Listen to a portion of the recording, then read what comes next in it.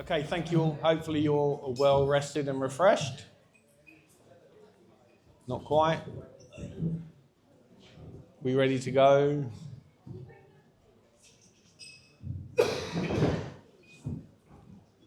I love the fact at the start we said try and sit with people you're not used to. You look around the room, it's literally by region, by team. It's unbelievable. Even the tech team, look at you all sitting together, holding hands. Love it. So thank you. Just before we move on, if we're ready to go, everyone, just before we move on, if anyone looks outside, Saskia and James are dancing, which is quite worrying. Oh, they stopped now because they can hear us. But, right, just before we move on, Mark, thank you. You brought up some points from this morning, and there wasn't a huge amount of feedback, but some. Sales leads. Everyone's got sales leads, apparently, which we didn't know. How do they feed them into you, Matt? It's not a question for now, I suppose, but how do we get them in? And we'll pick that up. How do we feed those and cross-sell? We talk about 12 businesses.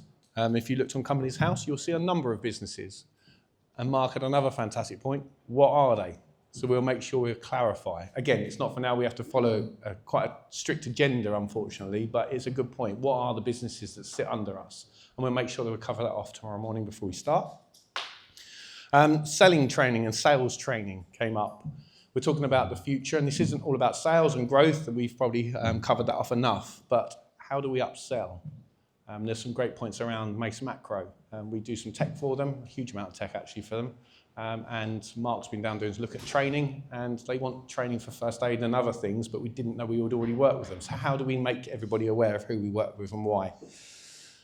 Cole Stone, sorry, I don't know where you're sitting.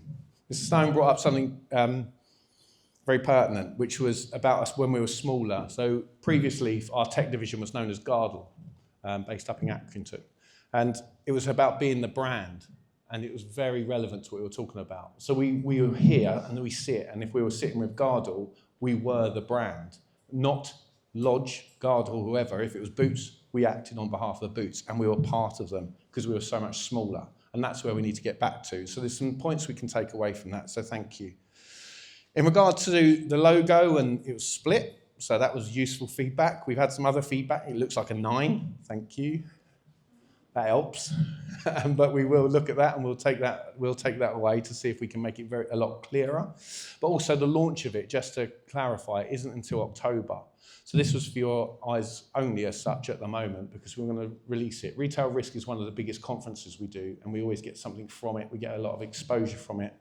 And subsequently, we're going to launch it, and that's not until October. So it gives us a bit of time for a little bit of change. The website's been built. There's other things going on in the background to try and relaunch ourselves, but it won't be until October.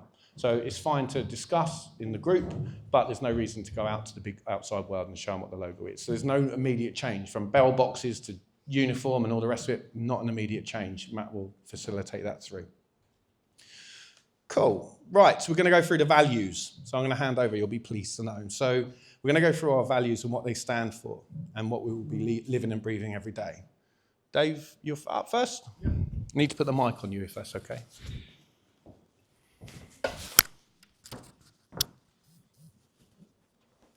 Are we on?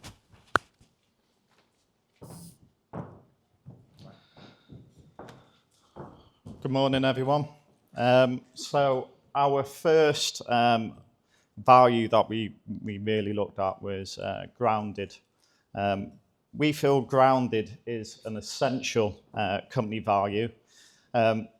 It's a value that seems simple on the surface, but in practice, it is ultimately our culture, our collective decisions, and our success. So what does grounded mean? Well, in company context, it's about making decisions based on facts, data, and principles.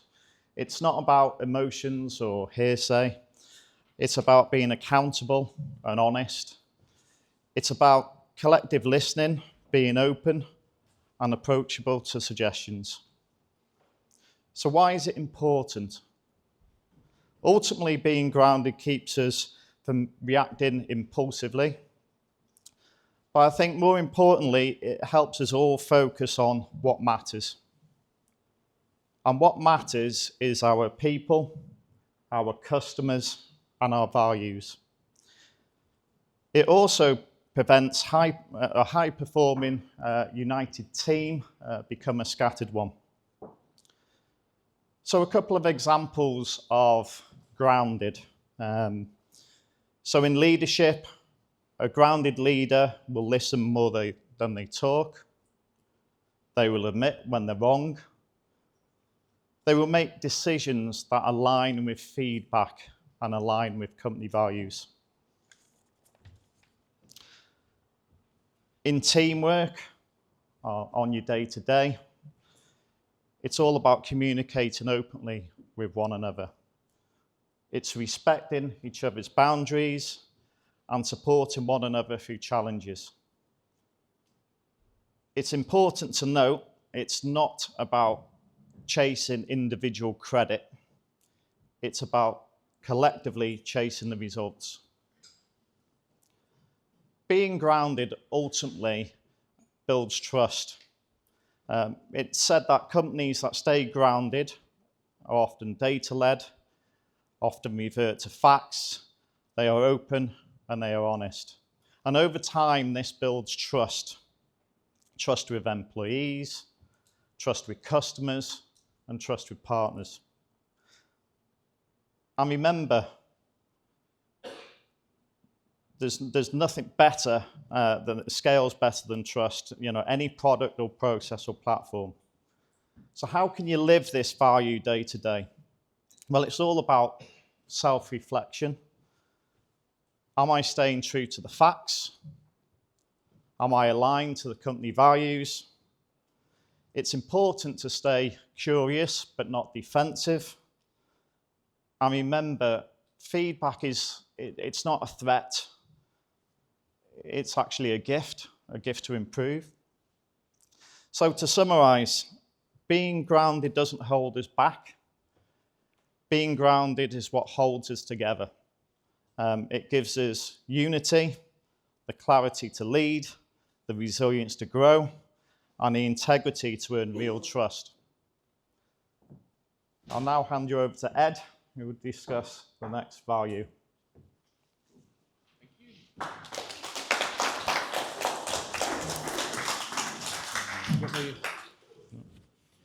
Thanks. Try that on you, mate. Yeah, crack on. Thank you very I much. do apologise. Some of you may not have met Dave. Does anyone know him? Does anyone not? That's all right. I'm just checking. This is Ed. Hello. Still about the intro. Thank you, Darren. Have you got a clicker, Matt? Yeah, lovely. Yeah, introduction, I may as well. I'm Ed. I cover Ireland and the north of the UK, so most of you have met me, but hello. I'm championing the next value, which is united. We're one team, we respond and we respect. So to personalise and to talk about the company values, that look, it's not just a phrase, it really isn't. We're trying to go to a mindset shift. It's called United. One team, we respond, we respect. It's probably most comparable to collaboration from previous values, but as Darren established, no one actually knew them anyway. But it's evolved. We're basing it on feedback, both to the leadership team, but also the perception of a change in culture away from where we want to be. It's built on three simple, but I think very, very, very powerful points. And I think we need to take it into our day-to-day working. We're one team. We respond and we respect. And it's very simple. It's very simple to live by. It means we make decisions not in isolation. It means we make them with awareness of the bigger picture. It means we have integrity. It means we're honest to each other, honest to our clients, and it means we're very open to feedback, even when it's uncomfortable. And there has been some feedback that's come through that Darren alluded to that has been uncomfortable for everybody. It's about collective listening. It's about us working on solutions and moving forward with a lot more integrity, but always moving forward as one team.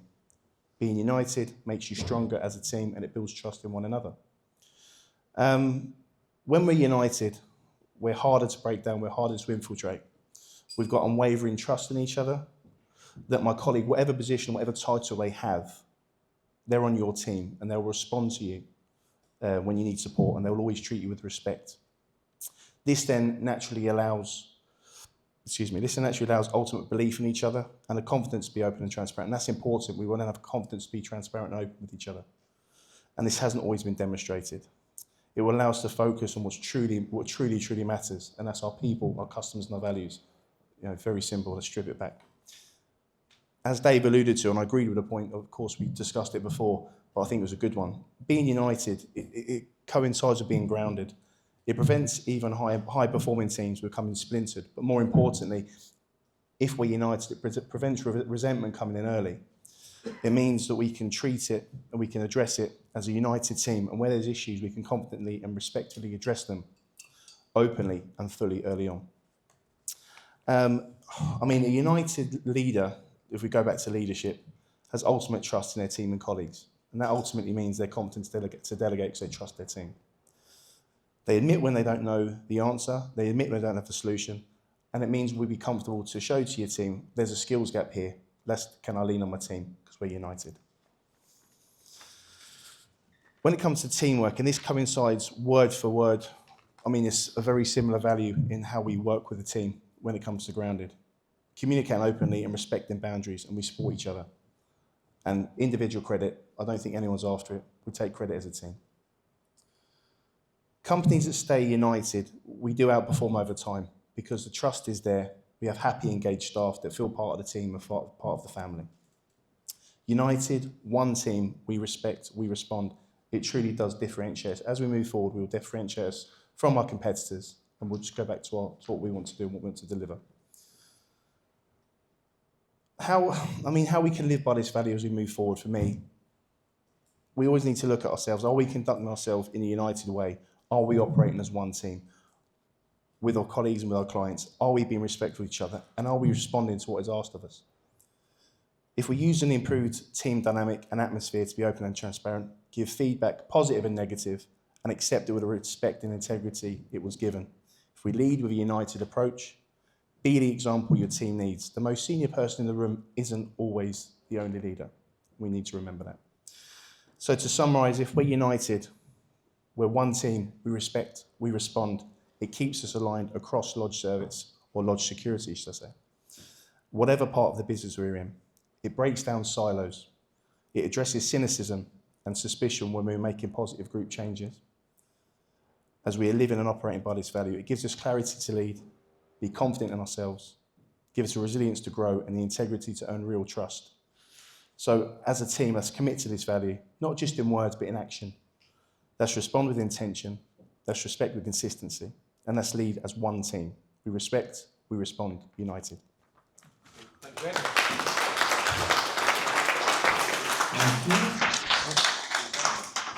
Just go back.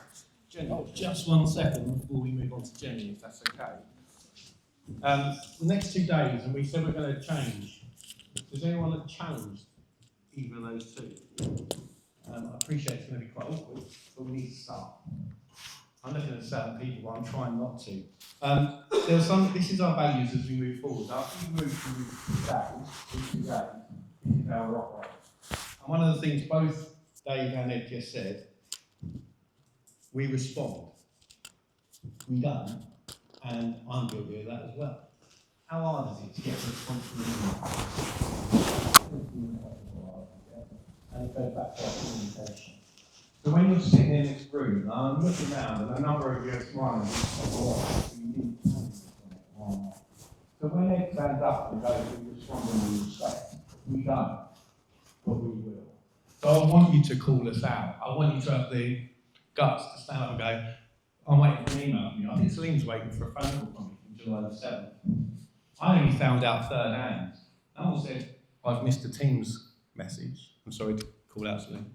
But no one said, you've not responded or not responded to an email. Genuinely wasn't intentional. My phone is always on. I haven't had a missed call. Well, I might have done, I don't know. We all know what it's like. We have a lot of calls. But I missed out. But I only found out through 2 other people that I'd not phoned Celine back. I can only apologise. So when we look at this and go, I think the words were, we respond and we respect. We currently don't, but we will. And if they don't, call them out. Right, let's hold a hand over to Jenny, if I may. Do you want to put that on?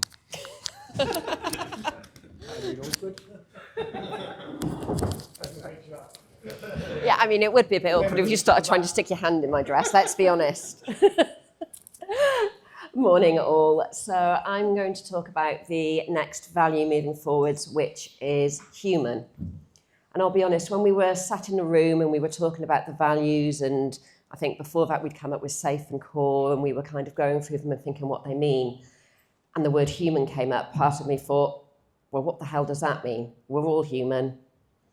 But actually, the more I sat with it, the more it started to resonate with me, because it does require you to think, what does that actually mean for us as a business? But also, what does that mean for me as a person when I'm treating other people as human? And we are human. People come first. We safeguard communities with care and empathy because safety is personal. And to me, it felt like that actually carried some real weight and a genuine commitment, both internally to how we operate, but also externally to the difference that we want to make and how we support our clients, and that we understand all the humans in their business, be it customers walking in or the actual employees that they have. And as Stuart alluded to earlier, people first. It has actually always been one of our values, and it was one of the key reasons why I actually wanted to join Lodge when I sat through a 3-hour interview with Stuart on the first meeting with him. But for me, changing that value to human takes it a step further. It's not just about a company's approach of, oh, we're people first. It needs to be a personal commitment from all of us. It's an understanding that we are human. We are all different. We all bring different skills, experiences, and knowledge with us. But also, we all get things wrong. Everybody in this room will get something wrong at some point. But what matters is how we deal with that, how we take accountability, and how we try to make things better.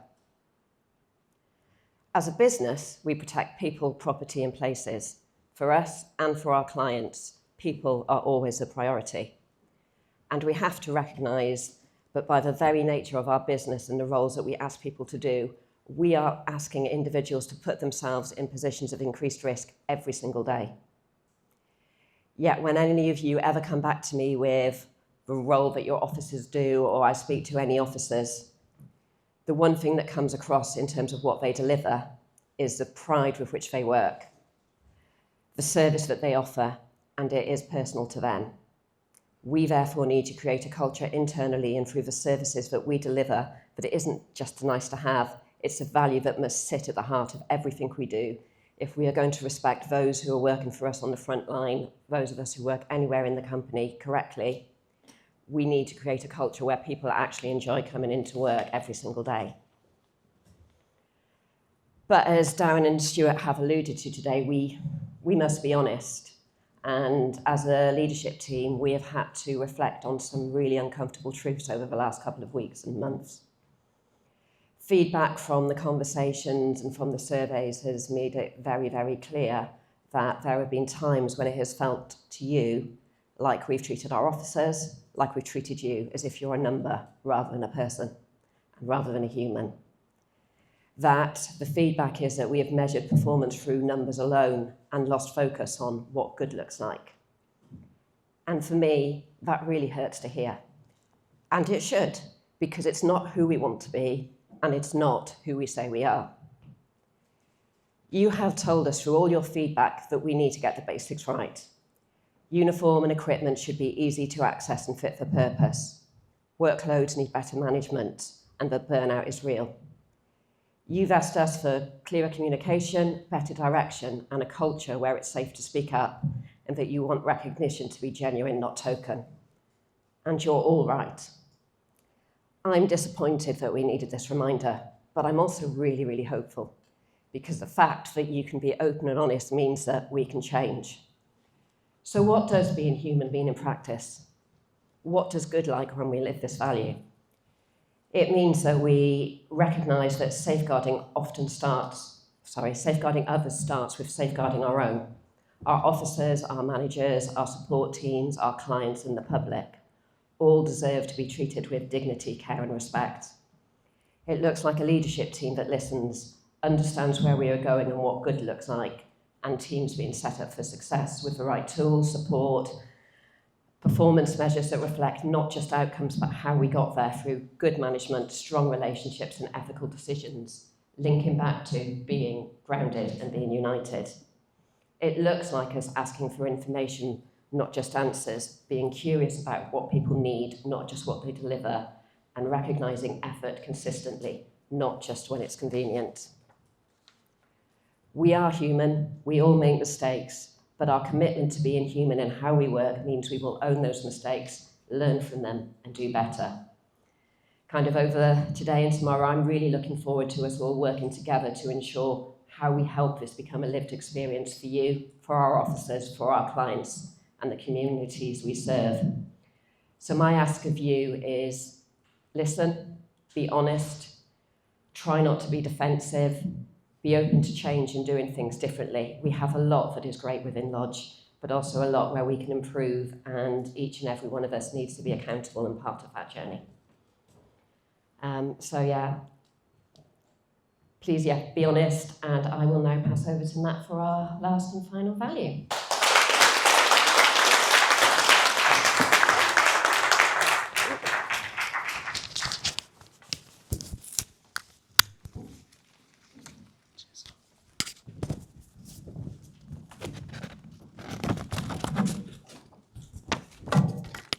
Got to put this on myself, apparently. Not getting the special treatment everyone else did. Don't want to put your hand down my top. Do you want to add? I do. As long as it's facing the mouth, the beard getting away. It's called a lapel, is it? Matt don't know the suit. My jacket's- Hence why he's getting brief, just so you know. My jacket is too thick for it to go through. Did you put on the shirt because it's a magnet? There you go. I'd have to put my hand down my shirt to do that, though. Okay, so the final value is dynamic. And when we talk about dynamic, we're really talking about it being one step ahead. So dynamic means we adapt, we move quickly, and we don't just wait for problems to land in our lap. For a business, being dynamic is about spotting things early and acting fast. It's using the right mix of technology, people, and experience to get ahead of the issue before they become incidents. It's why we don't offer a one-size-fits-all service. Every client, every site, every shift is different, and we adjust to fit. Whether that's deploying mobile teams faster, using live data to make decisions, or trialing a new bit of kit that gives us an edge, we keep moving forward. And right now, we're really good at adapting on the fly, picking up new contracts at short notice, covering blowouts, reacting to incidents. But being dynamic isn't just about reacting well, it's about consistent improvement. And that means looking internally too. So spotting where our own systems, processes, or training aren't as good as they should be. We need to fix them fast, and if something is slowing us down, we need to change. If there's a better way of doing things, we try it. That way, we're always learning and always building on what we do well. And for me, being dynamic is a mindset. It's about curiosity and asking, how can we do this better? And not being afraid to change something if there's a smarter way. And it also means being brave enough to try something new, even if it's uncomfortable, and having to drop the drive to see it through until we're stronger. Today, we're entering a new era for Lodge, one where we're clear on what's important and what makes us Lodge, breaking away from old habits and looking forward to the next evolution of our business. For me personally, I've never been more excited about what comes next. So when we say dynamic, it's not just about being quick on our feet for our clients, it's about holding ourselves to that same high standard inside the business, spotting issues, fixing them, and learning from them, and moving forward. If we don't do that, we don't just keep up. Sorry, if we do that, we don't just keep up, we raise the bar. For ourselves, for each other, and for the people who rely on us every day. Dynamic.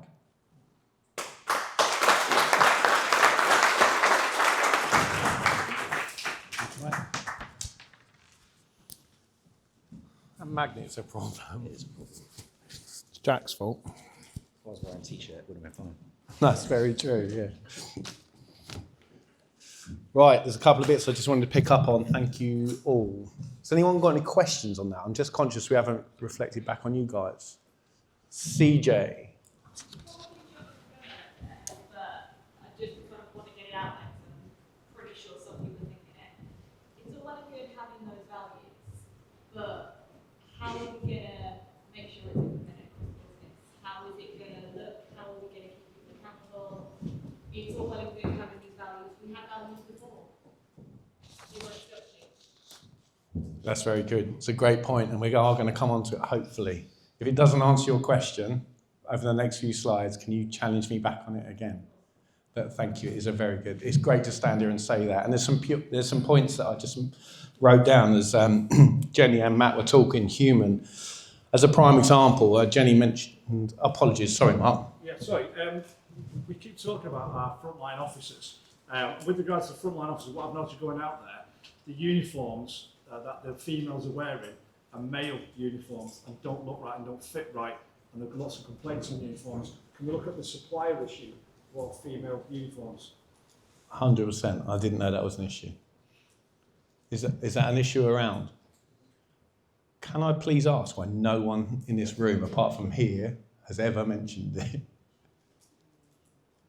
We've had women for many a year. 40% of our South African deployment is female. It's quite worrying, isn't it? This is why I want you to challenge us, and thank you, Mark. Yes, we will. And it's a great point because Jenny brought up uniform. How have we got bidwans out with the wrong boots?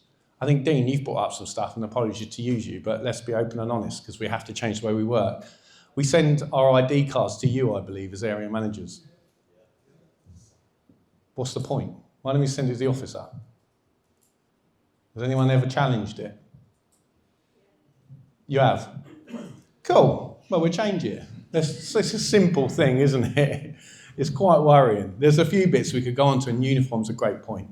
You know, how do we get our uniform? And again, I believe that's sent to you in a bulk, and then you drive around the country delivering it. Absolutely ridiculous. It's things like that we're just sitting there in what you could say ivory towers, not realising is going on and things that need to change. So we will have a mechanism for you to send in these quick wins because it's actually ridiculous. But to answer your question, yes, and CJ hopefully will answer in the next few slides. With dynamic, just before we leave the values, dynamic, I think you used the word, we adapt on the fly. I'd suggest we wing it. Currently, you're being polite, but we wing it. How we mobilise Lidl and Boots with, the guys that were here, and I say guys meaning guys and girls that were here, on the loss of Primark when we cheapied everyone out, and then we had to mobilise 2 of our biggest ever contracts within 8 weeks. Ridiculous. We winged it, hence why we failed, and we can't. So that acting dynamic is to pause, halt, and do it properly, not just do it on the fly. Okay, let's move on. Hopefully, if I can, CJ, please shout at me, and I know you will, if I don't answer your question. Okay, so how do we show up every day? Our values tell us what we believe, and hopefully you believe in them too. We've tried to take those values from what the surveys and what the feedback we've been getting from you guys over the last few months. But our culture, and is why we're here for the next 2 days, tells us how we behave. So how do we show up, and how should our culture shine through? I can't see the slides, it's very small on here, so apologies. Fun and personable. We're fun and personable with each other. I think that's quite true. I can't answer for everyone, but I think that's quite true. Because when we enjoy working together, that positive energy flows in everything that we do. But there's someone that is an exception, you can probably read into this, but we're emotionally intelligent enough to know when the moment calls for focus and professionalism. That we have to get right. So although we're going to be fun and approachable, we're not just here for a laugh. And that was probably one of the scales that we looked at on the workshop where we're going, we think we're quite funny, but that's not why we come to work. We should have a good time, but we shouldn't just be dicking around all the time. Reading the room and adapting our approach isn't a weakness. It's wisdom that comes from truly caring about the outcomes. So we should, just to clarify, when we turn up to implement our values, to answer hopefully CJ's questions, is be fun and approachable. We We should keep things simple. We just alluded to some of them. We don't even have a female uniform. Ridiculous. We keep things simple internally so we can focus on what matters most, solving problems and delivering results. We want to cut through the unnecessary bureaucracy, and there's a lot of it for no reason. And we should speak plainly with each other. And like I keep asking, has anyone raised it? Has anyone told us? Just be open and tell us. And that's in every interaction, everything that we do. And we should understand each other clearly, and then we will work more effectively as a team. We're pretty bad at that. I don't think we give clear instruction. Would anyone disagree? That's what you're dealing with. Really? The honest answer. Some people are really clear and concise, others are vague. It should be no grey. For those that work with, and I'm sorry we use a South African team, but South Africans are very black and white. There's no area of grey. It's either, if it's not in the SOPs, they won't do it. So we need to act the same. We need to be very clear. We maintain high standards in everything we do, how we treat each other, how we approach our work, and how we represent ourselves. Excellence isn't something we turn on for clients. It's who we are every day, in every interaction, whether or not anyone is watching. So we should take that away. I want you in a suit every day. A blazer. Okay, we are reliable, loyal, hard-working, consistent. With our colleagues first, we have to respect ourselves and the people in this room. We show up for each other, support each other through challenges and celebrate each other's wins. When we are rock solid as a team internally, that naturally shines through. Don't worry, there's not loads, there's one more. But hopefully it will answer some of CJ's questions. And this goes on to Matt's point as well. We should think holistically about everything, not just about our individual tasks, but how our work connects to the bigger picture. We support each other across departments, share knowledge freely, and look for solutions that strengthen the whole organisation, not just our own area. And it's quite interesting because when we looked at this and looked at the holistic approach, and Mark's point earlier saying we've got 12 businesses, no one could probably answer what those 12 businesses are in this room, and how many people have met the tech team from Ops and Ops the tech team, or from EMPS, or whoever it may be, the profit protection team. We work in silos currently, and that can't continue. We all work pretty much 99% of our work for retail. And like Mark said earlier, he's turning up to Mace Macro, and we already work for him. It's madness. So this is looking at it from a holistic approach.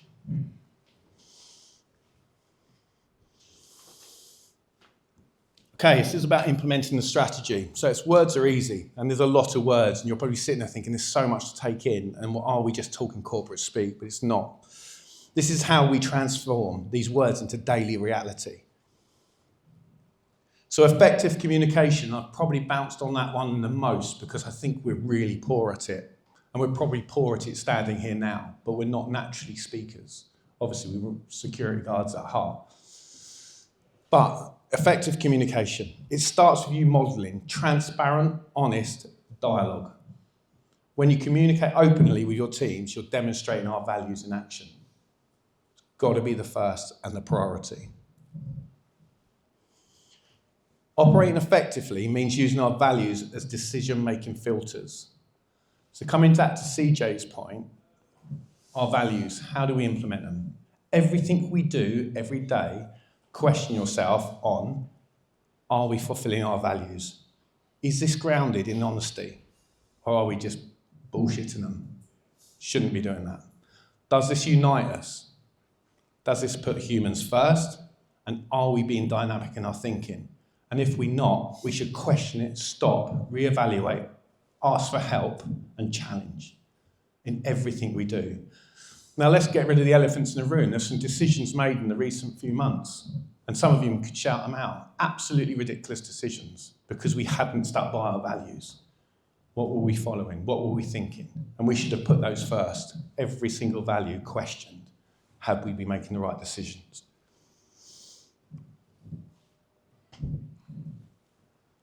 Excuse me.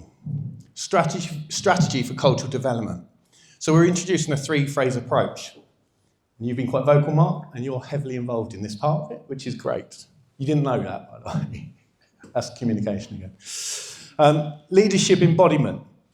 That's us lot here. Starting from now on in, we live by our values and cultures. Phase 2 is that team integration through training and practice.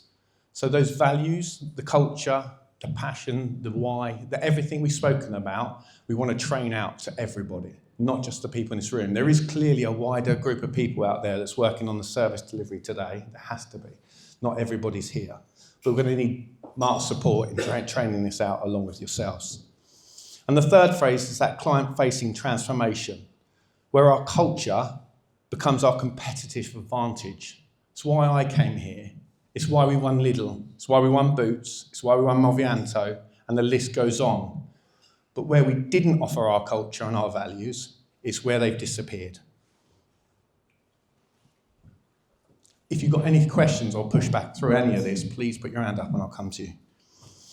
So living the values daily requires intentional practice. I genuinely mean this when we get on calls, and we're started with the SLT from next week. Start each team meeting by asking, how did we live our values yesterday?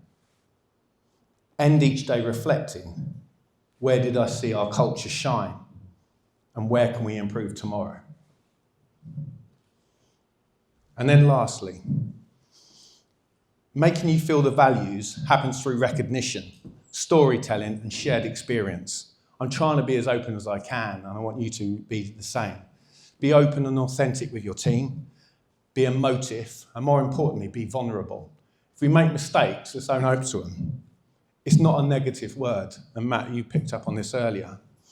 But when someone exemplifies our culture, we should celebrate it publicly. Some of you are fantastic about recognising people on LinkedIn, for argument's sake. Others don't hear from you.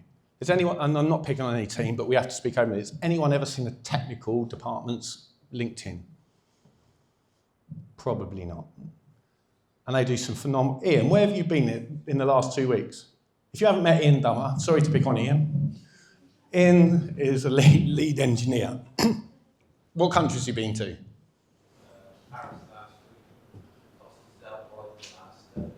So that's Paris, where? Costa del Brian. Madrid. Okay. So he's not on holiday, by the way. I'm not Judith Chalmers. No, what, sorry? So Ian's a glowing example of what we have no idea is going on behind the scenes. Our technical division don't like selfies, others do. But it's a prime example. So Ian's going literally globe hopping, installing for Skechers, Superdry, Compass, others, but we know nothing about it. But we should be celebrating that along with the rest of the tech team, but we just don't. But why? So we should celebrate it publicly. But then on the reverse, on about the positives, when someone's struggling, we support them privately. And that's how we should be living our values every day. Does that answer some questions, CJ? We will share this with you because I appreciate you can't remember all this and we're not expecting you to change literally now. That's it, we change. Apology, Mark. Yeah, so you mentioned there about the globetrotting and selling. Obviously, I know we're taking a bigger spin and utilising the social media more. Yeah. The 12 businesses, it's a good opportunity to put that out on LinkedIn and stuff like that, really. Sort of selling that to our clients. That's another area we should be doing. You should. Many folks on 12 businesses and social media. Okay. So Mark was just saying about, how do we push the 12 businesses? Just to clarify, there isn't 12 operating businesses that are out that you'll go, well, I didn't know we sell cars. Or, it's just different elements of the Lodge security brand. So we will concrete that in follow-up slides, if that's okay. Sorry. Communication. But no, please keep shouting out. I want you to challenge. Okay. I think we're nearly there. There's only a few more because you're probably eager to start moving around. I know Sarah will be. She's like, come on. Okay. Culture champions. And again, this leads on to what CJ asked about how do we deliver this. You're not just managers and leaders. You're role models for our values. Your team watches. They watch how you handle pressure, communicate, treat colleagues, and serve our clients. Every interaction is a teaching moment, and we have to remember that. Behaviour breeds behaviour. So if we're not living by the values, you won't live by the values, and so on. You know how this works. So again, that's why I want you to challenge everything we do. If I say something or do something, you go, what are you going on about? That's not in our values. Then challenge us. That is not a negative. So there's a few points that I just want to go through, how we do this and how we create you culture champions. And some of you should challenge on this. We trust you. In the feedback and the interactions I've had with many of you, a lot of you said you're micromanaged. Not how we operate, and we should never operate. Nothing I've ever come across is micromanaging, yet some departments are feeling it, and that should not happen. So challenge us. We trust you to interpret our values and apply them to your unique situations. We're not a micromanaging culture. If you see it, call it out.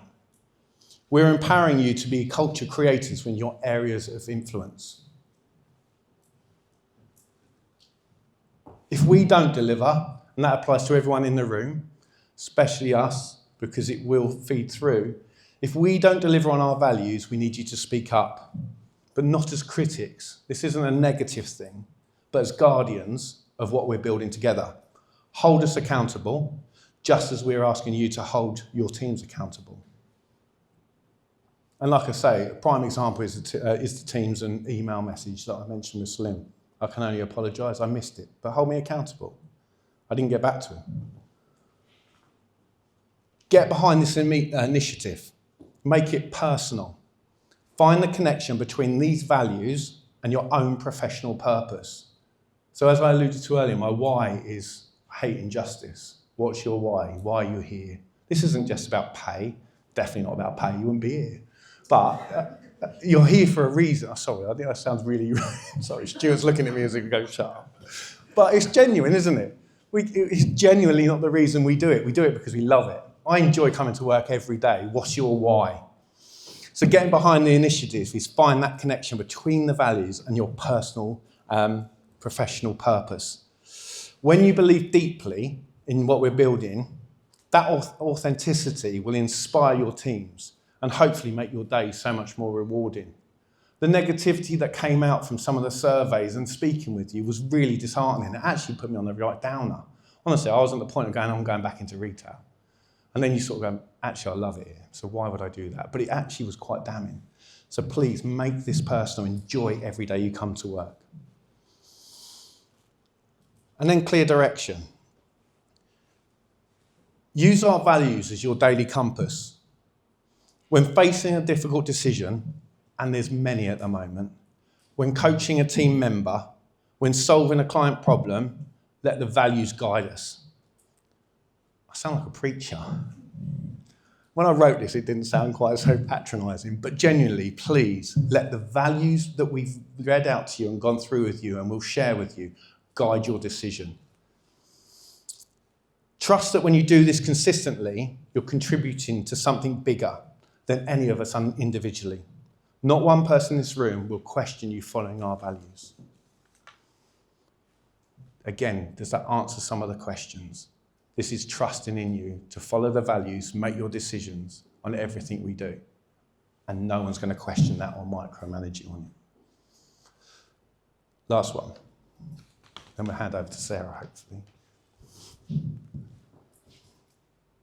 So how are we going to operate differently? I'm not going to read all these out, I don't think.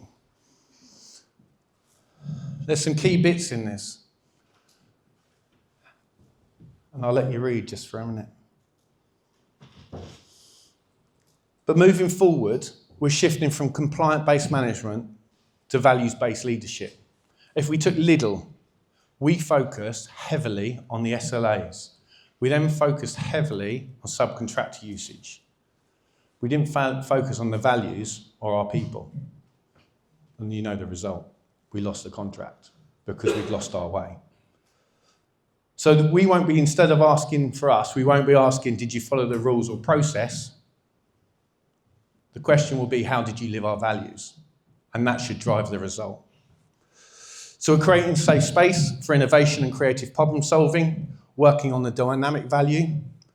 Dynamic thinking means encouraging new ideas, and we want your ideas. That's why you're here.